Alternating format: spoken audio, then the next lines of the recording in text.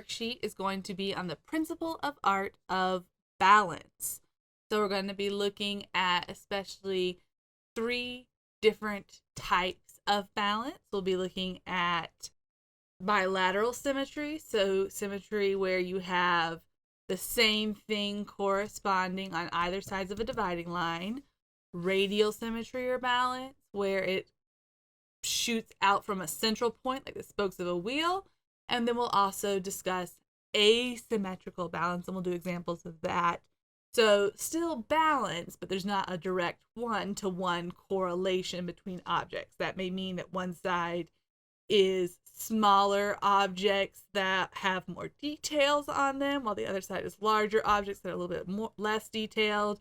Changes in values, changes in saturations, all those kinds of things. This is going to be a colored pencil heavy series today, so a colored pencil heavy worksheet. I'm going to be choosing, when you choose this, you'll want to choose a color scheme. I'm going to be doing complementary colors, so oranges and blues. And I'm going to go ahead and show you an example of an already done one so we can look and explore how that's going to work throughout this. When you are plotting out your thing, you're going to want to divide it into roughly 3 areas of roughly equal area. And you can determine how that is. You can make a shape. You can just divide it however you feel like doing it, but you'll want to do that.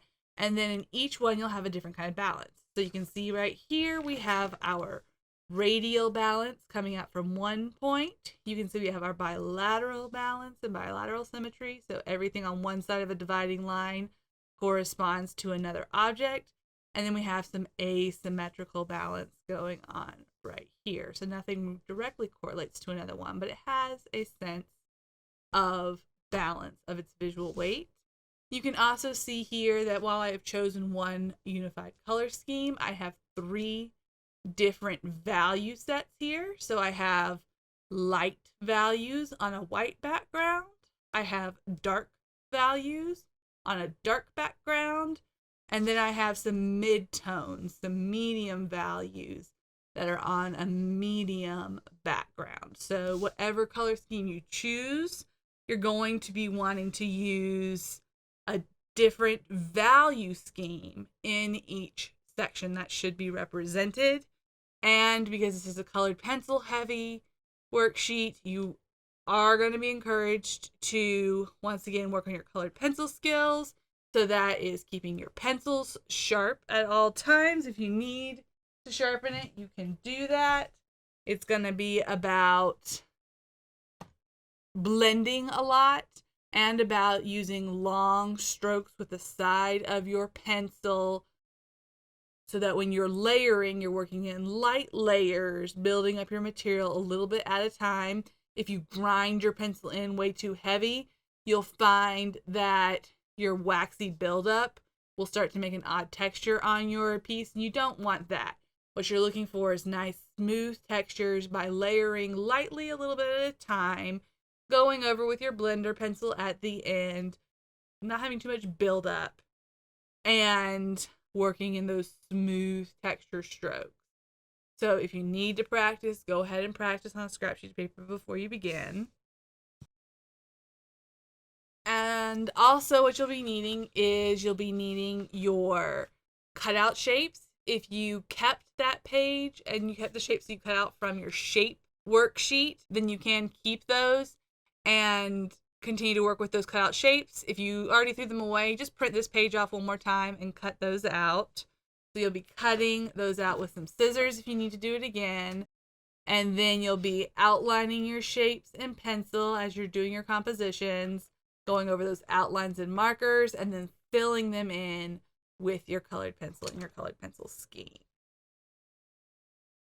So I'm going to go ahead and cut out some shapes for us to start using, and then we'll move on to our next step.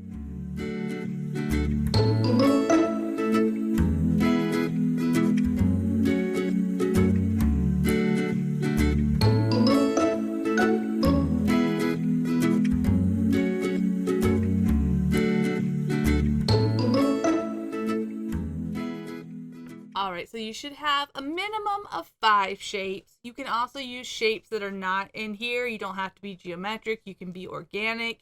You can even have a representational instead of an abstract composition for this project worksheet.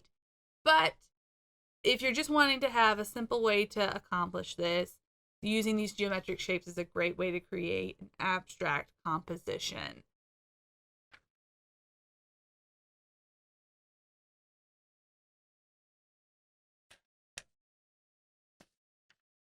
Now, when deciding on how I want to split up this little box right here, you have as many options as you feel like creating. It's up to you how you want to do it. So you could split it. These are a couple different examples right here. You could split it this way into 3 sections. You could split it in the center and have like maybe your radial composition in the middle and then 2 other compositions around it.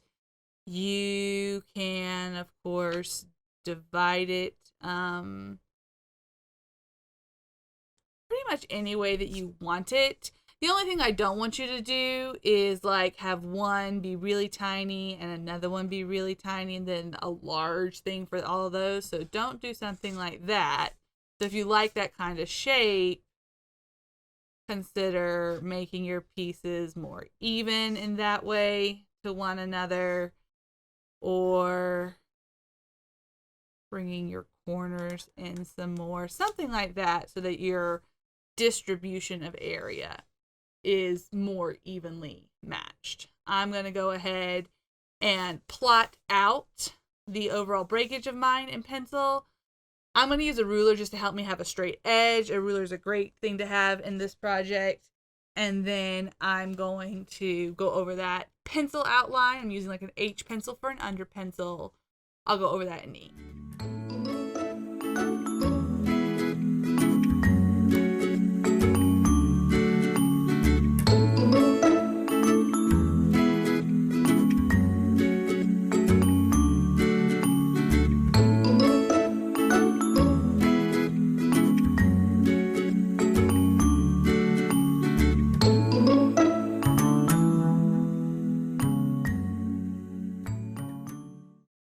All right, so I have outlined everything in ink. I'm going to divide these spaces now into their specific areas. I'll do radial balance in here, bilateral symmetry right here, and then some asymmetrical balance on this side.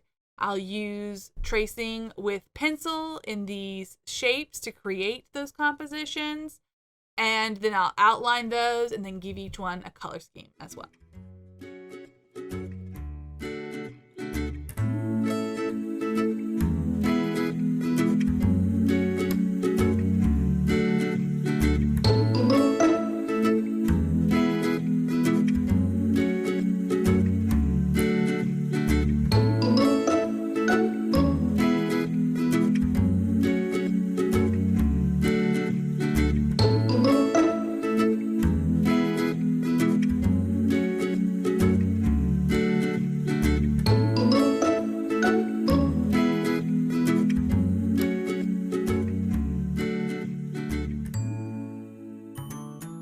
All right, so now you can see that I have laid out 3 distinct sections. I've also made sure that this line is pretty thick right here.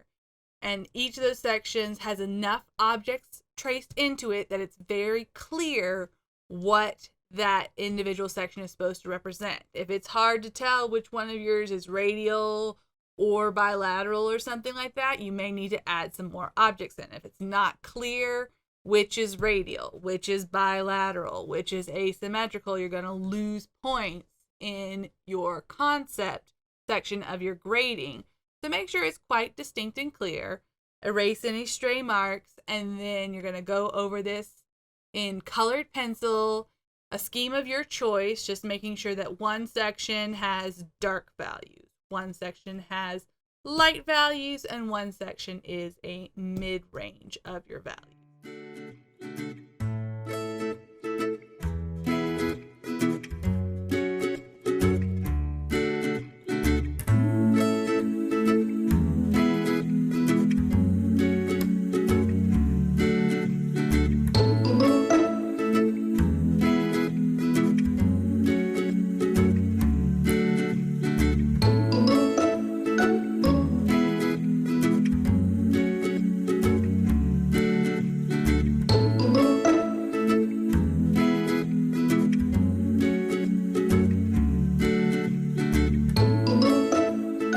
you'll notice here that when you are using black, a little can go a long way. So be very careful when layering with colors to be aware of how strong your pigments are. Use a practice sheet if you need one to work on your layering, especially if you're doing something like a transitional color gradient.